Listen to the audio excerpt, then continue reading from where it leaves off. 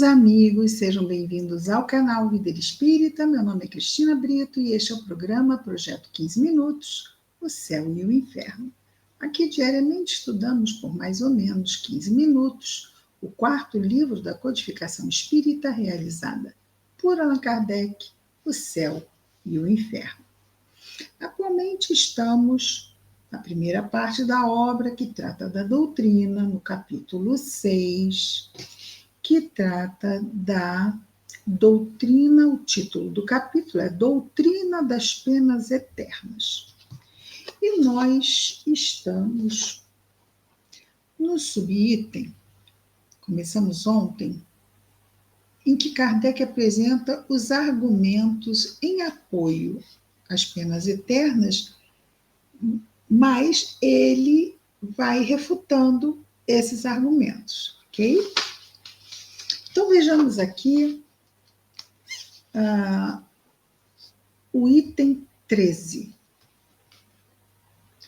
Deus é soberanamente justo.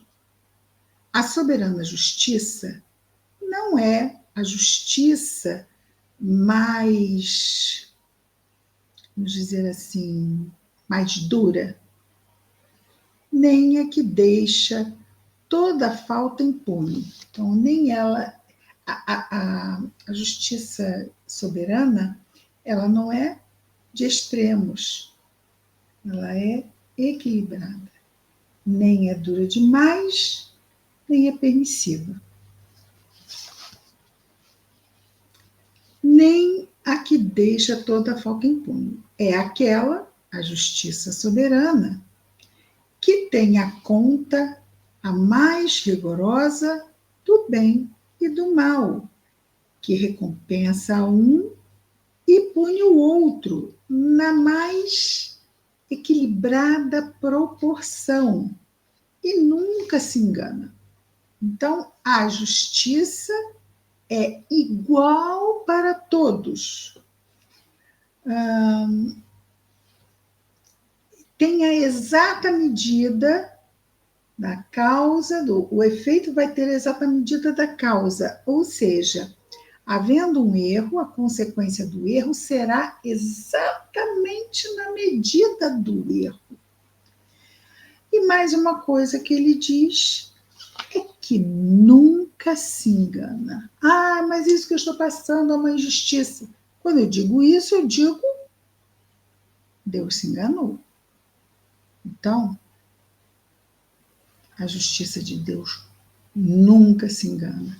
É igual para todos e dosa a proporção exata do erro para a sua devida consequência. E, claro, também do acerto e a sua devida bênção. Se, para uma falta temporária, que sempre é o resultado da natureza imperfeita do ser humano, e frequentemente do meio onde se encontra, a alma pode ser punida eternamente, sem esperança de alívio de perdão, não há nenhuma proporção entre a falta e a punição. Não há, pois, justiça. Quer dizer, a pessoa está ali. Às vezes, o contexto não passa os valores corretos, a pessoa erra. E vai poder ser punida para sempre? Onde está a proporção? Teve um erro e a punição explodiu um quarto do universo. Se o universo tivesse um quarto. Um quarto quer dizer quarta parte, né?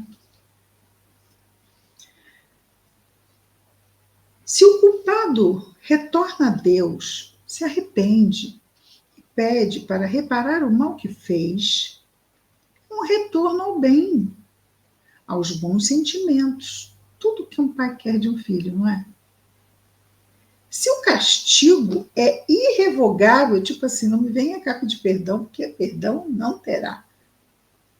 Errou, sofrerá eternamente. Não tem perdão, essa sua punição não é revogável. Esse retorno ao bem não tem fruto, não vai trazer nada de bom para a pessoa.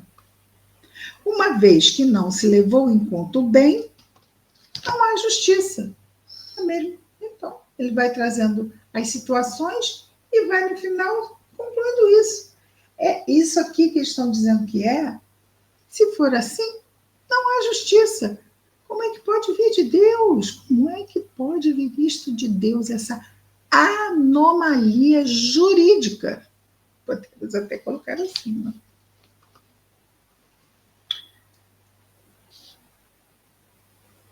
Então,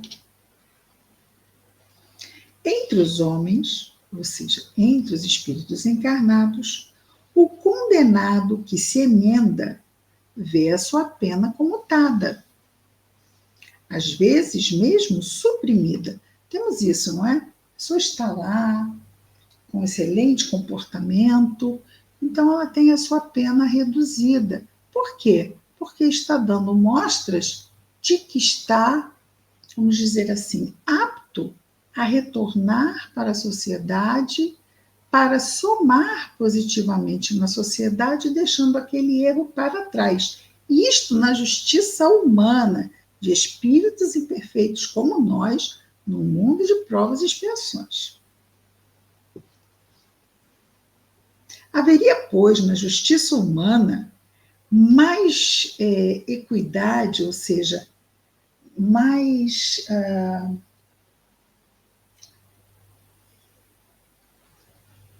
seria a palavra que me vem é justiça mesmo, né? Referência ao erro e à punição, vamos dizer, a reparação no sentido do arrependimento e não vou fazer mais. Então, a justiça humana que prevê isso tudo teria mais equidade do que na justiça divina, quer dizer, haveria um equilíbrio maior entre todas essas questões, entre as criaturas, do que junto ao Criador. Nossa razão simplesmente diz assim: isto é um absurdo. Se a condenação é irrevogável, o arrependimento é inútil.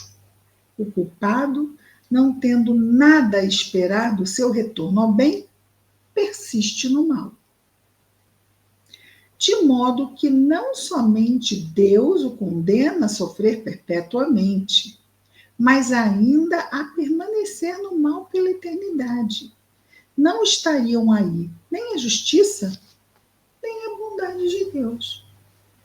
Bom, aqui ele não diz de Deus, não haveria aí nem a justiça, nem a bondade.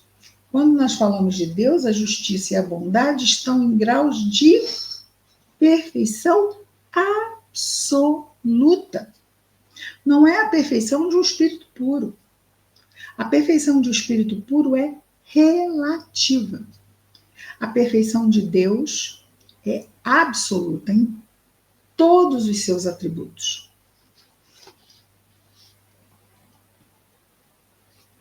Item 14. Sendo infinito em todas as coisas, Deus deve tudo conhecer. O passado e o futuro. Deve saber, no momento da criação de uma alma, se ela falirá assaz gravemente, ou seja, realmente gravemente, para ser condenada pela eternidade. Se não sabe, seu saber não é infinito, e então não é Deus. Se o sabe, cria voluntariamente um ser destinado, desde a formação às torturas sem fim, então não é bom. Deus, esse escrito assim, não é bom. Se Deus, tocado pelo arrependimento de um condenado, pode estender sobre ele a sua misericórdia e retirá-lo do inferno, não há mais penas eternas. E o julgamento pronunciado pelos homens está revogado. Então, tudo isso que eles falaram, os homens, os espíritos encarnados, não se verifica realmente. Por quê? Porque Deus é misericordioso. Porque diante do arrependimento, diante da reparação, não há mais o que ligue aquele faltoso do passado à sua falta. Ela já foi superada. Ele já aprendeu, ele já reparou e ele está seguindo o seu caminho ascensional pelo seu próprio esforço, pelo seu amadurecimento. Então, se isso é o que condiz com o que Jesus nos traz de Deus, com o que os espíritos superiores nos trazem de Deus, mas fiquemos só com o que Jesus nos traz de Deus, já que essa doutrina, né, é antiga, bem antes da doutrina espírita.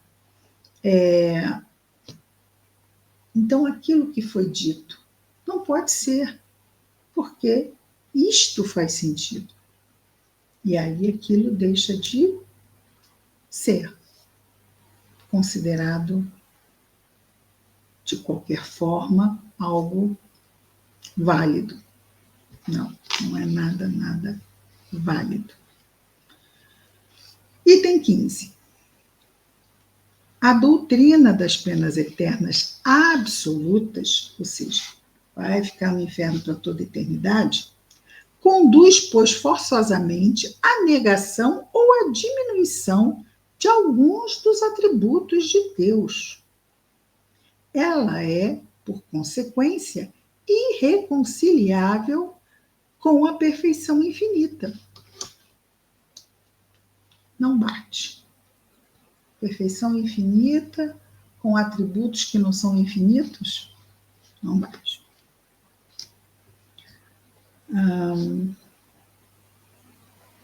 Ela é, por consequência, então, irreconciliável com a perfeição infinita. De onde se chega a essa conclusão? Se Deus é perfeito, a condenação eterna não existe.